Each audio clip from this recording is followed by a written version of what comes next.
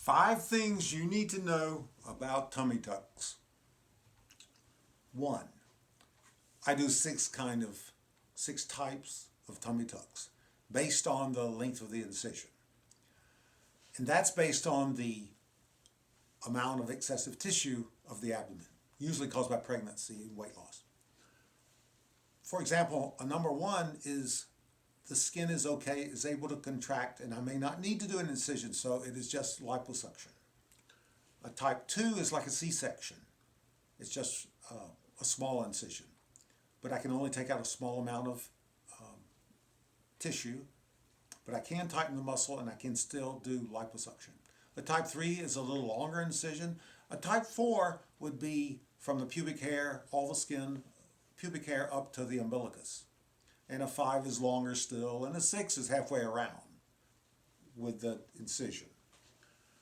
Number 2, liposuction. Liposuction has revolutionized surgery, including tummy tucks.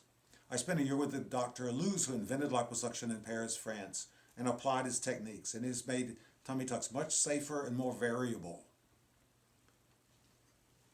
3, drains. This is a major convenience for you if we don't need drains. Drains have been put in to draw off the secretions and to suck the skin down on the underlying tissue.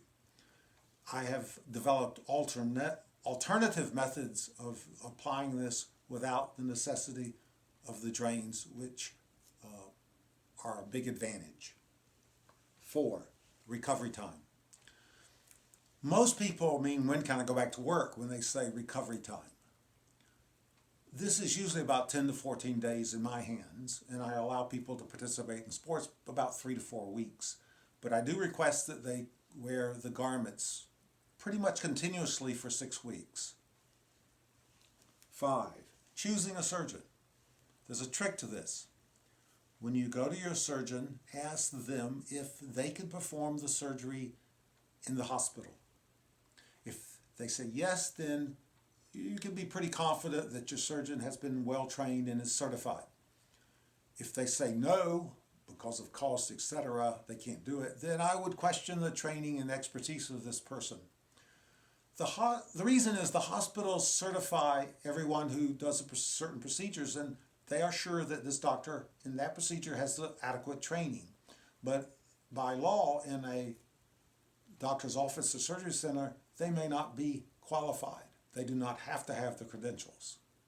So these are the 5 things you need to know before you have abdominoplasty or tummy tuck.